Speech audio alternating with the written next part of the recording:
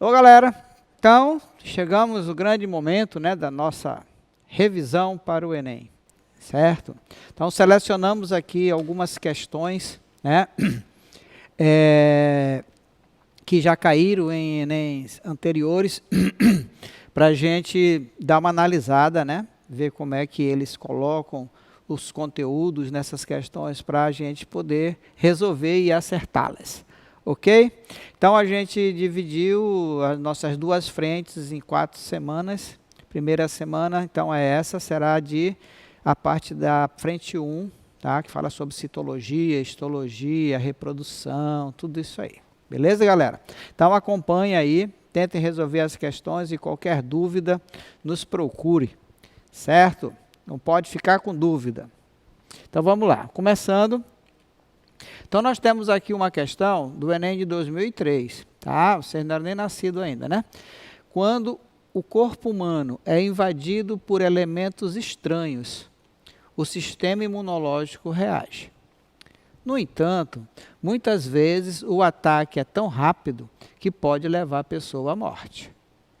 A vacinação permite ao organismo preparar sua defesa com antecedência. Então preste bem atenção no que está escrito até aqui. Ele está dando uma informação de suma importância para a resolução da questão. Ele está dizendo que a vacinação, ela prepara a sua defesa com antecedência, quer dizer, antes de acontecer, tá certo? Visando proteger contra essa parte do primeiro parágrafo aqui. Mas, se existe suspeita de mal já instalado, é recomendável o uso do soro, que combate de imediato os elementos estranhos, enquanto o sistema imunológico se mobiliza para entrar em ação. Então, aqui tem outra informação. Então, aqui em cima, o primeiro parágrafo, ele diz do perigo que pode ter do nosso corpo ser invadido por um corpo estranho. Aí no terceiro parágrafo aqui no caso, ele fala sobre a vacina, né, que ela permite preparar alguém para a sua defesa com antecedência. E aqui no final, ele fala que se o mal já estiver instalado, o corpo estranho, o vírus, a bactéria, o que for, a toxina estiver instalado, é recomendável o uso do soro, que combate de imediato o elemento estranho. Então, ele está dizendo aqui que o soro é para combater e que a vacinação é para prevenir. Certo? Então, vamos lá. Que ele pergunta assim, considerando essas informações, o soro específico deve ser usado quando? Então, ele já fala aqui que o soro é específico, ok? Então, A. Um idoso deseja se proteger contra a gripe. O soro é para proteger contra a gripe? Que essa proteção é o que aqui? É antes, certo? Então, não é por aí. Proteger contra a gripe, a gente toma o quê? Toma vacina. B. Uma criança foi picada por cobra peçonhenta. Se ela foi, olha o verbo, se ela for picada, né? Então, se ela for picada, já aconteceu o mal. Tá bem? Então, aqui, eu preciso, vai dar tempo de eu tomar a vacina e meu corpo produzir os anticorpos para me defender contra o veneno da cobra? Ou eu tenho que tomar o soro para ele já agir de imediato? C. Um bebê deve ser imunizado contra a poliomielite. Então, se ele deve ser, futuro, imunizado, tem que ser o quê? Vacina. Uma cidade quer prevenir uma epidemia de sarampo. Então, vai tomar o quê? Sorovacina. Vacina. Uma pessoa que vai viajar para a região onde existe febre amarela. Então, aqui dessas 5 afirmações, tem só uma que se refere ao efeito imediato e específico. Qual é? é a alternativa que fala uma criança for picada por cobra peçonhenta. Quando a pessoa é picada por cobra peçonhenta, a gente toma o soro antiofídico específico para a espécie, de preferência, né? Para a espécie que a criança foi picada. Ok, galera? Então, uma questão para a gente lembrar aí, lembrando que os anticorpos são proteínas específicas, certo? Produzidas lá pelo nosso sistema imunológico. Esse é um tema que a gente fez questão de já começar aqui a nossa revisão falando dele, porque é um tema recorrente no Enem. Tá? Soro e vacina é um tema recorrente no Enem. Vamos para a nossa segunda questão. Diz o seguinte, Enem de 2003 também. Na embalagem de um antibiótico, encontra-se uma bula que, entre outras informações, explica a ação do remédio do seguinte modo. O medicamento atua por inibição da síntese proteica bacteriana. Então, observe que ele está dizendo antibiótico, anti-contra, biovida, né? Então, ele está dizendo aqui que essa droga, chamada de antibiótico, ela atua inibindo a síntese proteica da bactéria. Então, bactéria é um procarionte. Seu DNA está lá misturado com o citoplasma dela, né? Não tem núcleo, e ali ocorre, né, a síntese de proteína. Lembrando que a síntese de proteína, a informação sobre essa proteína está no DNA da bactéria. DNA igual ao nosso, com fita dupla, só que ele é circular, o nosso é linear, né? Adenina, timina, citosina, guanina, galera. Aí, o que acontece? Vai quebrar as pontes de hidrogênio e a partir do DNA da bactéria vai começar a produzir o quê? O RNA mensageiro. Essa obtenção do RNA mensageiro a partir da fita do DNA a gente chama de transcrição. E depois, na bactéria, ali mesmo, esse RNA mensageiro já começa a sua tradução, ou seja, a síntese propriamente dita da proteína. Então, ele está dizendo que esse antibiótico ele atua inibindo a síntese proteica. Ele inibe o quê? A transcrição ou a tradução? A tradução da proteína. Então, tendo isso em mente, né, que é isso que você tem que pensar na hora da prova, você vem aqui. Essa afirmação permite concluir que o antibiótico impede a fotossíntese realizada pela bactéria causadora da doença e assim elas não se alimentam e morrem. Fala alguma coisa, síntese proteica com proteína? Não, isso aqui é descabido, né? B. Altera as informações genéticas da bactéria causadora da doença, o que impede a manutenção e reprodução desse organismo. Alterar informação genética é mutação. Não está dizendo aqui em cima que o antibiótico tem esse poder. C. Dissolve as membranas das bactérias responsáveis pela doença, o que dificulta o transporte de nutrientes e provoca a morte delas. O que tem a ver com síntese de proteína, né? D. Elimina os vírus causadores da doença, pois não consegue obter as proteínas que seriam produzidas pela bactéria que parasitam. Aqui em cima fala sobre vírus. E aqui na E diz o seguinte, interrompe a produção de proteína das bactérias causadoras da doença, o que impede sua multiplicação pelo bloqueio das funções vitais. Então, proteína. Qual é a proteína mais importante que tem nos seres vivos? Considerada a mais importante, são as enzimas, né? As enzimas são importantes para que ocorra as reações químicas que mantêm a bactéria viva. Então, nós temos aí a letra E como a alternativa correta, né? Então, aqui, nessa questão, nós lembramos de transcrição, lembramos de tradução, né? Estamos lembrando vocês que na acepção da palavra antibiótico só age sobre bactérias, não age sobre vírus, tá? E que cada antibiótico tem uma função específica. Por isso que nessa questão ele ele realça aqui a importância, né? O que diz a bula? Diz que ela atua na síntese proteica bacteriana. tá? Isso significa que vai interromper a produção, ou seja, a transcrição, a tradução da proteína que a bactéria precisa para sobreviver. Beleza, galera?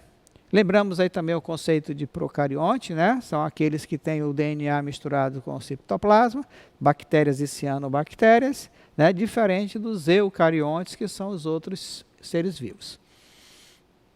Terceira questão é do Enem de 2005, tá? Fala o seguinte: a obesidade, que nos países desenvolvidos já é tratada como epidemia, isso lá em 2005, o Brasil também já é uma epidemia, começa a preocupar especialistas no Brasil. Tá? Se passaram 15 anos, né? Os últimos dados da pesquisa de orçamentos familiares, realizada entre 2002 e 2003 pelo IBGE, mostram que 40,6% da população brasileira estão acima do peso. Ou seja, 38,8 milhões de adultos, 38,8 milhões de adultos. Desse total, 10,5 milhões são considerados obesos. Bastante gente. Várias são as dietas e os remédios que prometem um emagrecimento rápido e sem riscos. Há alguns anos, foi lançado no mercado brasileiro um remédio de ação diferente dos demais, pois inibe a ação das lipases. Sublinha aqui, ó. O que o remédio faz para emagrecer? Inibe a ação das lipases. Vírgula. Depois de uma vírgula vem o quê? Vem uma explicação. Enzimas que aceleram a reação de quebra de gordura. Tá? Ora, o que a droga faz? Inibe a ação da enzima que quebra a gordura, que faz a digestão de gordura. Ok? Sem serem quebradas, elas não são absorvidas pelo intestino. E parte das gorduras ingeridas é eliminadas com as fezes. Certo? Então o cara comeu a gordura, mas não digeriu e ela vai ser eliminada com as fezes. Como os lipídios são altamente energéticos, né, nós aprendemos que os lipídios são 3 vezes mais energéticos do que os carboidratos. A pessoa tende a emagrecer. No entanto, esse remédio apresenta algumas contraindicações. Sempre os remédios têm contraindicações, né? Pois a gordura não absorvida lubrifica o intestino, funciona como uma graxa, tá? Causando desagradáveis diarreias. Tá? As pessoas que tomam essa medicação sofrem de diarreia. Por quê? Porque como a gordura não é quebrada, ela vai lubrificar o intestino e passa direto. Além do mais, podem ocorrer casos de baixa absorção de vitaminas lipossolúveis, como é o caso da vitamina A, D, E e K. Pois, então, olha só, ele faz um texto aqui, uma contextualização, né, da situação, e no fim fala sobre a ação da droga, sobre a lipase, né, e depois, aqui no finalzinho, ele diz que ele apresenta algumas contraindicações, pois vai ter diarreia. Além do mais, pode ocorrer baixa absorção de vitamina lipossolúveis. Ele está falando de lipídio e aqui de vitamina lipossolúvel, a DEC, né? Essas vitaminas, por serem mais energéticas que as demais, precisam de lipídio para sua absorção? B. A ausência do lipídio torna a absorção dessas vitaminas desnecessárias? C. Essas vitaminas reagem com o remédio transformando-se em outras vitaminas? D. As lipases também desdobram as vitaminas para que essas sejam absorvidas? E. Essas vitaminas se dissolvem no lipídio e só são absorvidas junto com eles. Se elas são lipossolúveis, então qual é o risco, né? Por que está tendo baixa absorção dessa vitamina? Porque ela se dissolve junto com o lipídio e só são absorvidas junto com ele. Se o lipídio ela é lipossolúvel, se o lipídio não é quebrado, ela também não vai ser absorvida. Ok? Então, uma questão bem interessante, né? Aí, e atual ainda, né? Desde 2005 ainda é atual. Vamos para a nossa quarta questão. Quarta questão é uma questão sobre histologia. É de 2005 também. A água é um dos componentes mais importantes da célula. Nós vimos, né, nós estudamos as substâncias orgânicas e inorgânicas. Nós vimos que a água, ela é a substância encontrada em maior quantidade nos seres vivos, né? E essa maior quantidade tem a ver com o metabolismo, tem a ver com a idade, né? Lembra quais são os fatores que fazem variar a quantidade de água nos seres vivos? A idade, quanto mais jovem, maior a quantidade de água, e o metabolismo, quanto mais jovem, maior o metabolismo. Então, isso é um dado importante para resolver essa questão. A tabela a seguir mostra como a quantidade de água varia em seres humanos, na gente, dependendo do tipo de célula, tá? Então, em média, a água corresponde a 70% da composição química de um indivíduo normal. Durante uma biópsia, foi isolada uma amostra de tecido para análise em laboratório. Enquanto intacta, essa amostra pesava 200 miligramas. Após secagem em estufa, quando se retirou toda a água do tecido, certo? A amostra passou a pesar 80 miligramas. De 200 baixou para 80, menos da metade. Baseado na tabela, pode-se afirmar que essa é uma amostra D. Então aqui, gente, na realidade, de biologia tem pouca coisa, é matemática. Tá certo? Então, o que você tem que fazer? Aqui tem os tecidos, certo? Nessa tabela, e aqui tem a quantidade de água no tecido, certo? Ora, quando desidratou o tecido, de 200 passou para 80. Então, como é que você vai fazer aqui para chegar em porcentagem? Você vai fazer uma regra de 3, 200, 100%, 80x. 80 é quantos por cento de 200? 40%, certo? E, então, 40% é de matéria seca. Então, 60% de água. Qual é a alternativa aqui que tem 60% de água? É o tecido conjuntivo, certo? E aí aqui não tem dúvida, né? É só você vir aqui no tecido conjuntivo, marcar. Então, isso aqui é uma questão de matemática. Você transformar... O que aconteceu na época dessa questão aqui?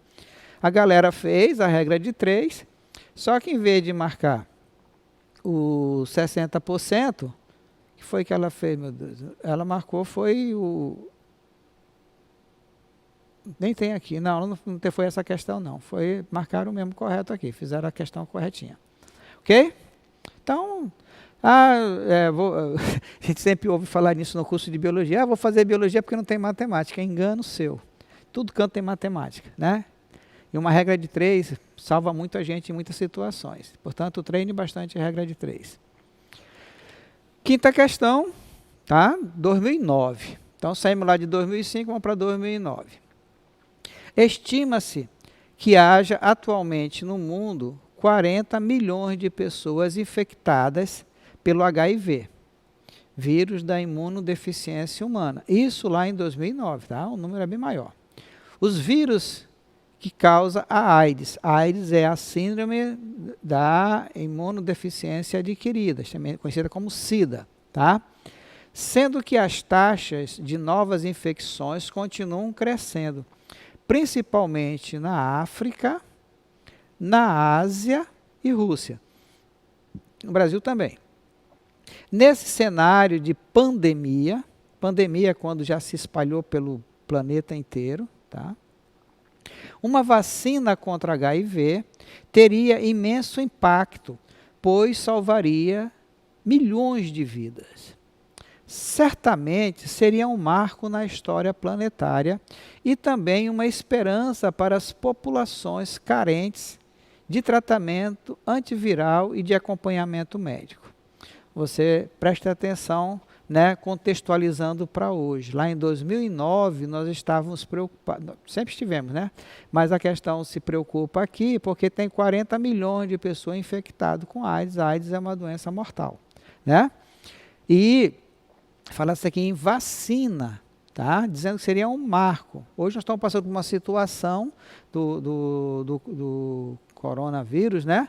Aí também é onde está uma corrida desenfreada para conseguir obter essa vacina o mais rápido possível, porque o número de pessoas infectadas é muito grande no mundo inteiro, tá?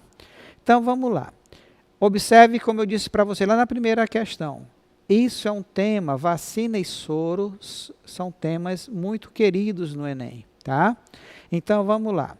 Uma vacina eficiente contra o vírus deveria. O que ele está perguntando aqui? Ele vai perguntar aqui embaixo, para você escolher aquela que vai explicar o que a vacina faz, tá? Letra A. Induzir a imunidade para proteger o organismo da contaminação viral.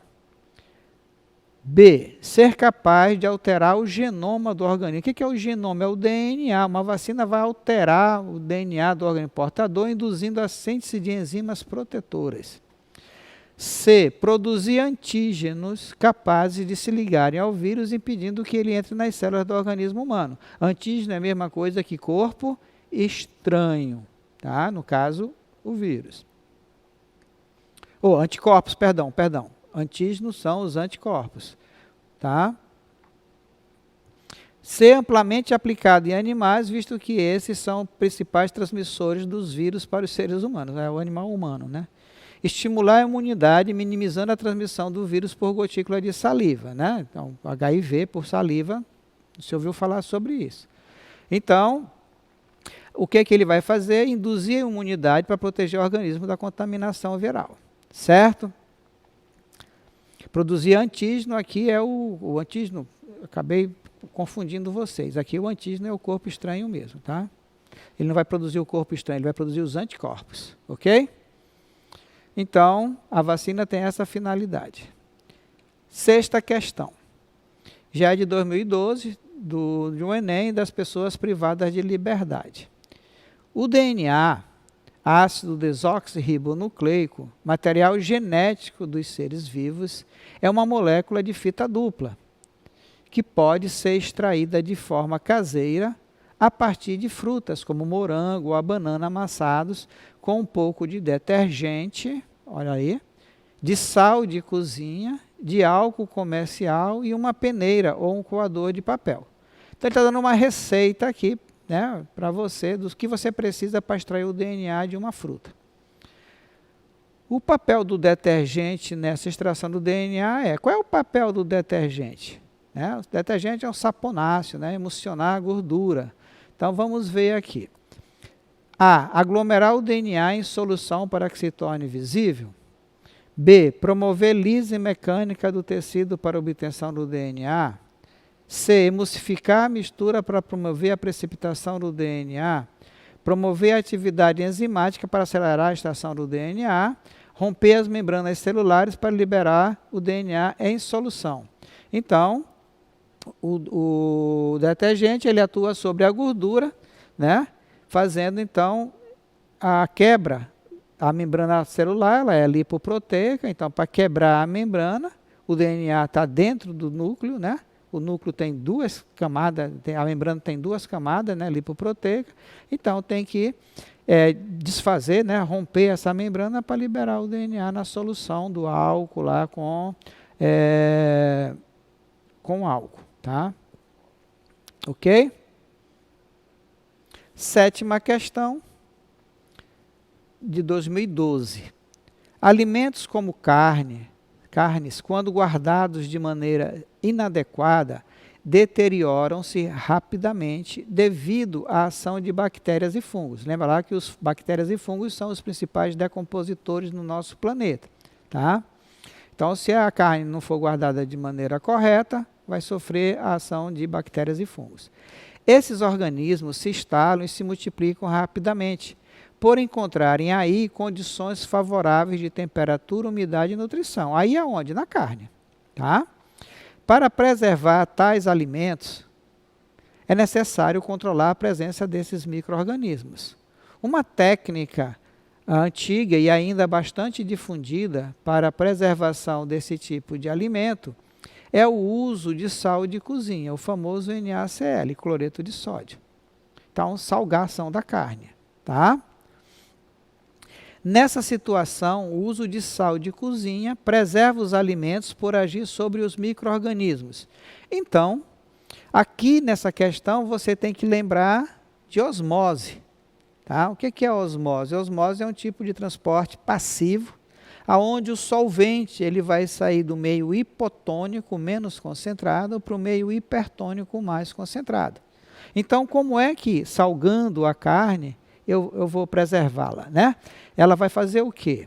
Né? O sal vai fazer o quê? Desidratando suas células, inibindo sua síntese proteica, inibindo sua respiração celular, bloqueando sua divisão celular, desnaturando o material genético. Então, o sal de cozinha tem a ver com desidratação. Carne seca.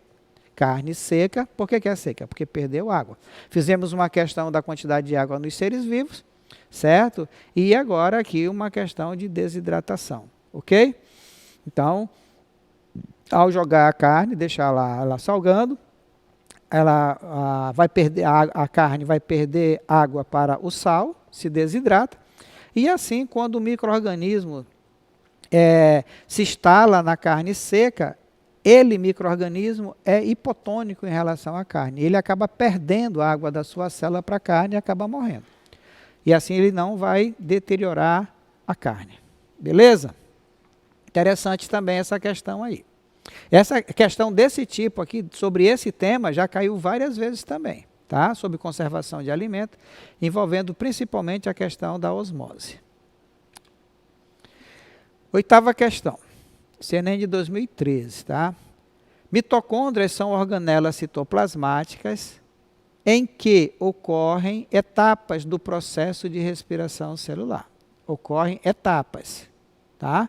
Nesse processo, moléculas orgânicas são transformadas e, juntamente com o gás oxigênio, são produzidos gás carbônico e água, liberando energia que é armazenada na célula na forma de ATP. Então, aqui ele está definindo o que é a respiração celular para você. Na espécie humana, o gameta masculino, o espermatozoide, apresenta em sua peça intermediária um conjunto de mitocôndrias, cuja função é, ora gente, se tem mitocôndria, qual é a função da mitocôndria? Qual é a função da respiração celular? Produzir o quê? A ATP, liberando energia. O espermatozoide é um gameta que tem movimento próprio. Ele é que vai ao encontro do óvulo. O óvulo é uma macrocélula sem movimento próprio. Então, ele vai ter que se movimentar do local onde ele for depositado até o local onde está o óvulo. Para isso, o ovócito 2, ele precisa de energia. E essa energia ele vai tirar de onde? De ATP. E quem vai produzir ATP para ele? As mitocôndrias, que estão localizadas aonde? Na peça intermediária. Lembrando que o espermatozoide tem a cabeça, a peça intermediária e a cauda. Lá tem um conjunto de mitocôndrias. Então, qual é a função? Facilitar a ruptura da membrana do ovócito? Não. Quem faz isso é o acrossoma, tá? Do espermatozoide. Acelerar a sua maturação durante a espermatogênese? Não, colocou acelerar aqui para confundir você com velocidade, com movimento. Localizar a tuba uterina para a fecundação do gameta feminino? Não, não é um GPS. Aumentar a produção de hormônio sexual masculino? Também não. Fornecer energia para a sua locomoção?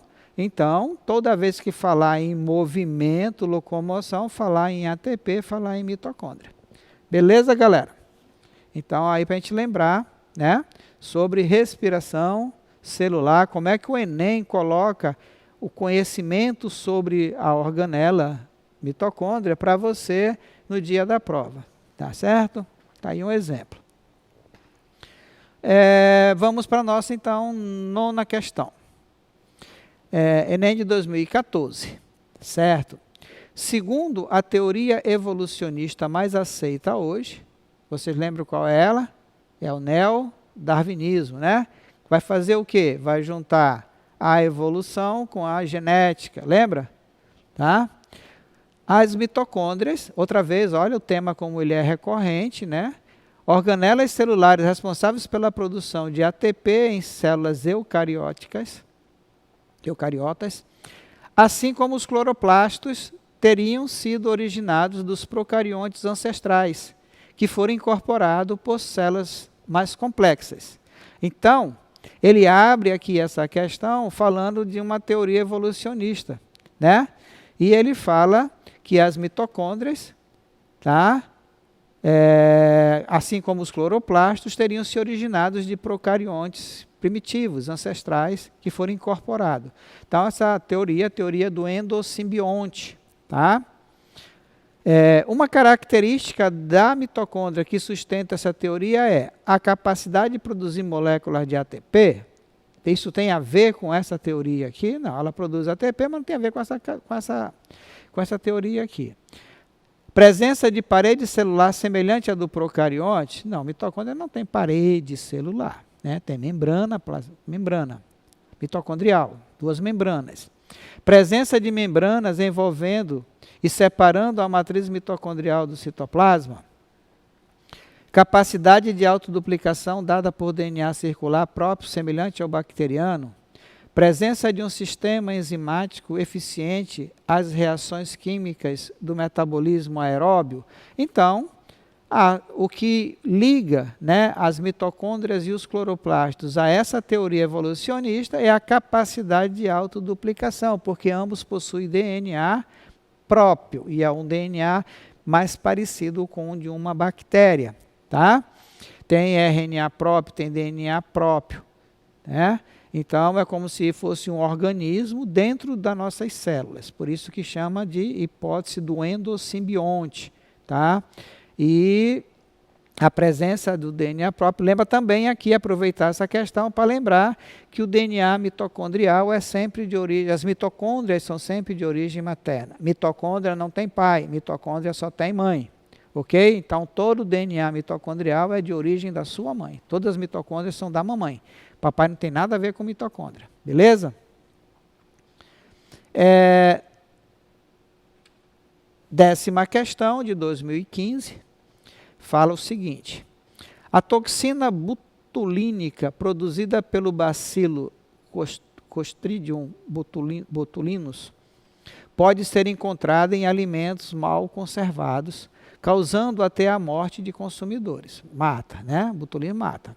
No entanto, essa toxina modificada em laboratório está sendo usada cada vez mais para melhorar a qualidade de vida de pessoas com problemas físicos e ou estético, é o Botox, né? O Botox, atenuando problemas como o blefaroespasmo, que provoca contrações involuntárias da pálpebra, aquelas pessoas que ficam piscando o olho, né, o tempo todo ali, aquilo é uma disfunção aí. Aí ele diz o seguinte, que está sendo usado então a toxina botulínica modificada em laboratório para dar uma melhor qualidade de vida para essas pessoas. O alívio dos sintomas do blefaroespasmo é consequência da ação botulínica modificada sobre que tecido? Glandular, uma vez que ela impede a proteção de secreção de substância na pele. Muscular, uma vez que ela provoca a paralisia das fibras que formam esse tecido. C, epitelial, uma vez que ela leva ao aumento da camada de queratina que protege a pele.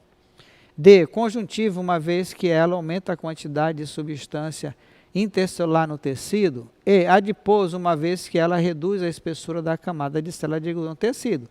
Então, ele está falando de espasmos. Espasmos é a ver com o quê? Com que tecido? Com o tecido muscular, tá? Então, essa ação, essa toxina, essa substância, né? O Botox, ele vai atuar, no caso desse tratamento aqui, do blefaroespasmo, tá? Lá no tecido muscular, já que ela não tem controle, fica sendo contraindo involuntariamente, como se o músculo estriado esquelético tivesse contração involuntária, tá? 11ª questão, Enem de 2014, tá? Os gêmeos sempre exerceram um fascínio para a maioria das pessoas, principalmente os monozigóticos ou idênticos, tá? Parte desse interesse está relacionada ao fato de que esses indivíduos representam a manifestação natural que mais se aproxima da clonagem na espécie humana. Então, está dizendo aqui que os gêmeos idênticos são uma espécie de clones naturais, ok? O mecanismo que está associado com a formação dos indivíduos citados é a divisão do feto em gestação em 2 indivíduos separados. B. Divisão do embrião em 2 grupos de células independentes. C. Fecundação de um óvulo por 2 espermatozoides diferentes. D. Ocorrência de 2 fecundações simultâneas no útero materno. E. Fertilização sucessiva de 2 óvulos por apenas um espermatozoide. Então tem um monte de besteira aqui, né? Então os gêmeos idênticos, eles são oriundos de um único óvulo, de um único espermatozoide. Era para ser uma única pessoa, mas lá na formação do embrião, essas células se separam e formam 2 indivíduos, que são obrigatoriamente do mesmo sexo e que são semelhantes, são idênticos. Tá? Então, divisão do embrião em 2 grupos celulares independentes. Feto já é um estágio bem mais adiantado.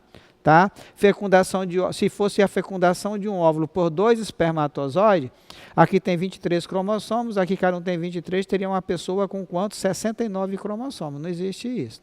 Ocorrência de 2 fecundações simultâneas no útero. Isso aqui é os gêmeos fraternos, os gêmeos não idênticos, dizigóticos. Fertilização sucessiva de 2 ovos por apenas um espermatozoide. Então aqui teria 2 ovos, seria... Como é que um espermatozoide vai fecundar 2 ovos diferentes? Só na cabeça mesmo do examinador. Isso não existe, ok? 12ª questão, Enem 2012. Os tecidos animais descritos no quadro são formados por um conjunto de células especializadas e a organização estrutural de cada um reflete suas respectivas funções. Tá? Então, tecido ósseo, células encerradas em uma matriz extracelular rica principalmente em fibra colágeno, fosfato e cálcio. Conjuntivo denso, grande quantidade de fibra colágenas. Conjuntivo frouxo, fibras proteicas frouxamente entrelaçadas. Epitelial de revestimento, células intimamente unidas entre si, podendo formar uma ou mais camadas de células. Aqui então são justapostas, né? Muscular estriado esquelético, longas fibras musculares, rica em proteínas filamentosas, actina e miosina. Então vamos lá. De acordo com a organização estrutural dos tecidos descrita, aquele que possui a capacidade de formar barreira contra agentes invasores e evita a perda de líquido corporal é o tecido. Qual desses aqui, né, tem a função de proteger a gente contra agentes físicos, químicos e biológicos e também contra a perda de água? Então, está falando de 2 funções do tecido ósseo, conjuntivo denso, conjuntivo frouxo, epitelial de revestimento ou muscular estriado. Então, nós temos epitelial de revestimento. Então, as funções do tecido epitelial, revestimento e secreção. Tá? Dentro da função de revestimento, proteger contra agentes físicos, químicos e biológicos, agentes externos, tá? Criando uma barreira, e também proteger a gente contra a perda de água, já que tem uma camada que é impermeabilizante, feita de queratina, tá? Camada de queratina, ok? 13ª questão, também de histologia, 2011, Enem 2011. Um paciente deu entrada em um pronto-socorro, apresentando os seguintes sintomas: cansaço, dificuldade em respirar, sangramento nasal. Se cansava com facilidade, estava com problema de respiração e tinha sangramento nasal. O médico solicitou um hemograma ao paciente para definir um diagnóstico. Hemograma, exame de sangue. Os resultados estão dispostos na tabela. Relacionando os sintomas apresentados pelo paciente com os resultados do seu hemograma, constata-se que... Então, você tem que vir aqui na tabela e dar uma olhada. Olha, constituinte do sangue, glóbulos vermelhos, glóbulos brancos e plaquetas. Tá? Então, aqui diz que o número normal de glóbulos vermelhos é de 4,8 milhões por milímetro cúbico. O paciente está com 4 milhões. Está baixo, está com um pouquinho de anemia. Tá? Então, essa anemia leva o quê? Ao cansaço, né, e tal.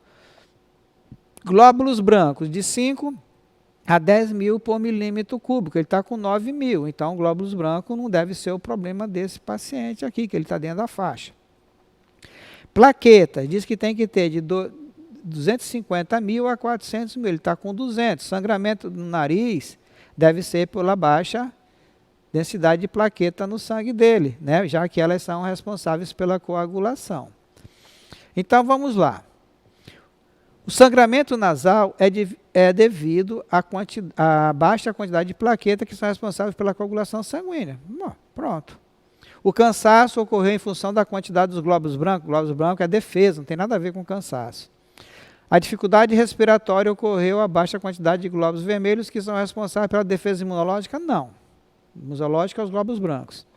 Sangramento nasal é decorrente da baixa quantidade de glóbulos brancos? Também não tem nada a ver. A dificuldade respiratória ocorreu pela quantidade de plaqueta? Não tem nada a ver. O que tem a ver aqui é a quantidade de plaqueta com sangramento no nariz.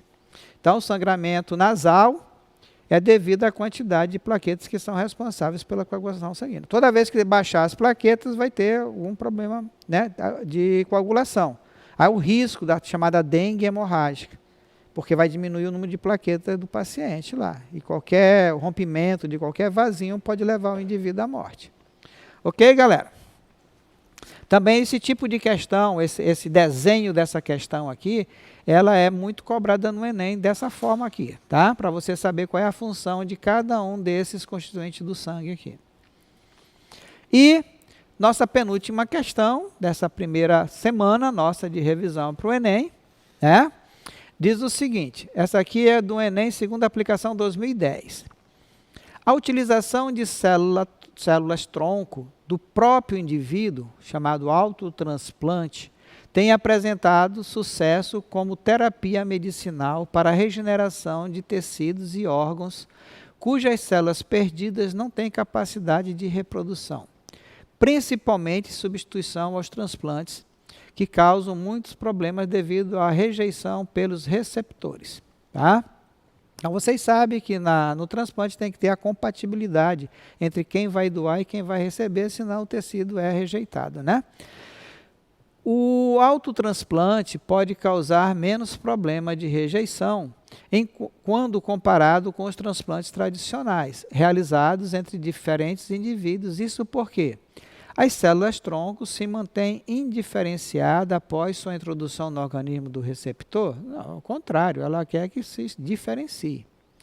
B. Células provenientes de transplantes entre indivíduos envelhecem e morrem rapidamente? É isso que causa lá o problema? C. Células-tronco podem serem doadas pelo próprio indivíduo receptor. Apresenta um material genético semelhante. Se é dele, né? Células transplantadas entre diferentes indivíduos se diferenciam em tecidos tumorais no receptor, vai transformar em câncer. Lembrando que o câncer é um tumor. Células provenientes de transplantes convencionais não se reproduzem dentro do corpo do receptor. Então, aqui, células-tronco, por serem doadas pelo próprio indivíduo, receptor, apresentam material genético semelhante, e aí há compatibilidade, né, já que é dele mesmo. Ok? Então, célula-tronco também é um tema bastante recorrente no Enem. A gente já trabalhou sobre isso em sala de aula também, aqui, né, nas aulas à distância. Né, até fiz um resumo sobre a questão das células, tipo de células-tronco, totipotentes, pluripotentes e multipotentes. Né? Revisa lá isso aí. E nossa última questão é do Enem, segunda aplicação de 2016. A perda de massa muscular é comum com a idade, porém é na faixa dos 60 anos que ela se torna clinicamente perceptível e suas consequências começam a incomodar no dia a dia, quando o simples ato de subir escada ou ir à padaria se torna um sacrifício. Esse processo tem nome, sarcopenia. Essa condição ocasiona a perda de força e qualidade dos músculos e tem um impacto significante na saúde.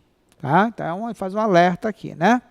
Aí ele vem. A sarcopenia é inerente ao envelhecimento, faz parte do envelhecimento, tá? Todo mundo passa por isso. Mas seu quadro e consequentes danos podem ser retardados, né? A gente pode fazer com que isso aconteça mais tarde, com a prática de exercícios físicos, cujos resultados mais rápidos são alcançados com. Aí ele fala aqui de 5 tipos de exercício: a hidroginástica, o alongamento, a musculação, a corrida e a dança. Ele fala aqui em cima em perda de músculo, né? Perda de massa muscular. E qual é a alternativa aqui que se refere a músculo? É a famosa musculação. Tá certo?